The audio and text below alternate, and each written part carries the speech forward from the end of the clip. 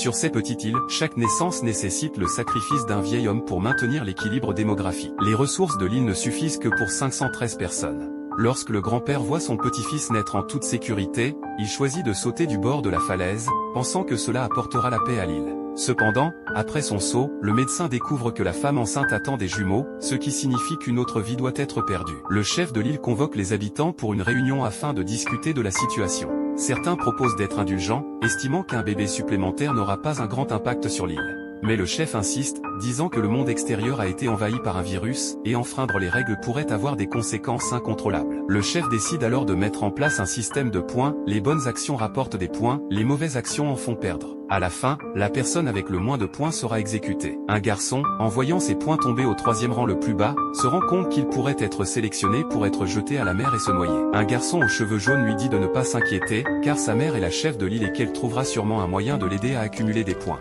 Le lendemain, la chef suggère à l'autre garçon de donner ses pommes à d'autres pour gagner des points facilement. Lors de la session de vote, la personne avec le plus bas score est un menuisier, pris en flagrant délit de vol, et il semble qu'il n'y ait aucune issue. Alors qu'il se prépare à mourir, la femme du menuisier révèle que le garçon aux cheveux jaunes avait utilisé son statut pour le menacer. De plus en plus de femmes se lèvent pour accuser le garçon aux cheveux jaunes de ses mauvaises actions.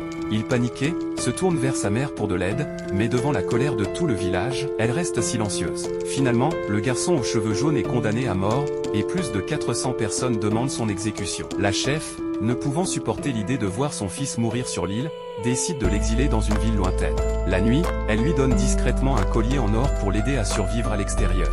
Le lendemain, il est emmené, et avant de partir, il frappe violemment le menuisier, sans remords. Arrivé dans une ville post-apocalyptique, le garçon aux cheveux jaunes supplie les habitants de le ramener sur l'île, leur promettant des ressources. Mais au lieu de cela, il reçoit une violente correction. Les habitants de la ville en avaient assez de lui. Finalement, il est abandonné sur le quai de la ville,